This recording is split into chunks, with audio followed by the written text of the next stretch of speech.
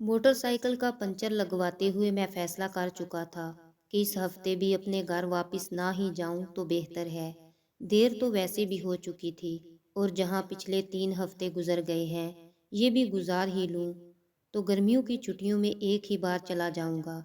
इसी सोच विचार में रोड पर खड़े मैंने 15-16 साल के एक नौजवान को अपनी तरफ मुतवज्जो पाया।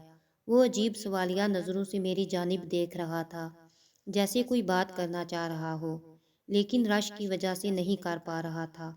जब पंचर लग गया तो मैंने दुकानदार को 1000 रुपये का नोट दिया और उसने 100 रुपये काट कर बाकी मुझे वापस कर दिए। मैं मोटरसाइकिल पर सवार होकर जो ही वापस शहर की तरफ मुड़ने लगा तो वो लड़का जल्दी से मेरे पास आकर कहने लगा, भाईजान मैं घर से मजदूरी करने आया था, आज दिहाड़ी नहीं लगी, आप मुझे वापसी का किराया 100 रुपये दे देंगे। मैंने एक उचटती निगाह उस पर डाली। सादा सा लिबास, माथे पर तेल से चिपके हुए बाल, पाँव में सीमट भरा जूता, मुझे वो सच्चा लगा। मैंने 100 रुपये निकाल कर उसके हाथ पर रख दिए। वो शुक्रिया अदा करके चलने लगा तो न जाने मेरे दिल में क्या ख्याल आया। मैंने कहा, सुनो भाई, तुम्हें दिहाड़ी कितनी मिलती है?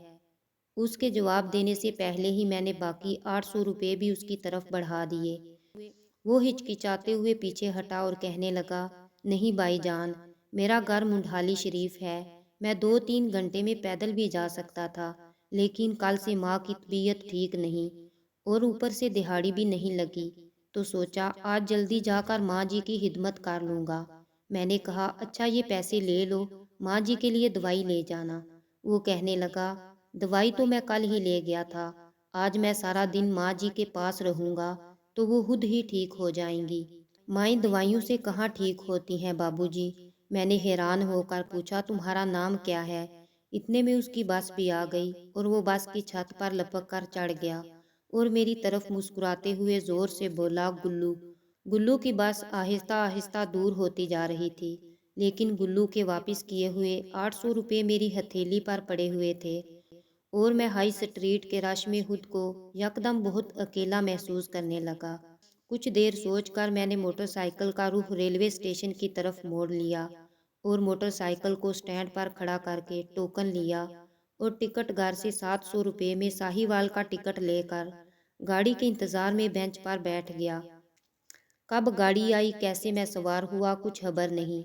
जब साहिवाल स्टेशन पर उतरकर फाटक से अपने गांव की वैन पर सवार हुआ तो आखिरी बचे हुए 100 रुपये किराया देकर जब शाम डले अपने घर के दरवाजे से अंदर दाखिल हुआ तो सामने सेहन में चारपाई पर अम्मी जान सर पर कपड़ा बांधे नीम दराज थी। मेरा बड़ा भाई दवाई का चम्मच भरकर उन्हें पिला रहा था। मुझे देखते ही अम्मी जान उठकर खड़ी हुई और ऊंची आवाज में कहने लगी, मेरा पुत्र हैर से घर आ गया है, अब मैं बिल्कुल ठीक हूँ। मैं आंखों में आंसू भरते हुए दौड़कर उनके सीने से जा लगा। बस के गेट में खड़े गुल्लू का मुस्कुराता हुआ चेहरा यकदम मेरी आंखों के सामने आ गया और मैं समझ गया कि उसने मुझे 800 रुपये वापस क्यों किए थे। वालदैन की जान अपने बच्चों में होती है, इस बात का ख्याल रखा करें। वालदैन का कोई नेमल बदल नहीं। अगर आप उन्हें कुछ ला कर नहीं दे सकते तो खैर है, लेकिन उन्हें अपनी ज़िंदगी में से वो कीमती वक़्त ज़रूर दें जिनसे उन्हें एहसास हो कि वो आपके लिए इंतहाई अहम हैं। माएँ दवाइयों से कहाँ ठीक होती हैं, क्योंकि माँ बाप को आपके पैसों की भेजी हुई दवाइयों की नहीं बल्कि आपकी ज़रूरत होती है। मज़ीद दिलचस्प और मालूमाती कहानियाँ सुनने के लिए चैनल को सब्सक्राइब ज़रूर करें। शुक्रिया।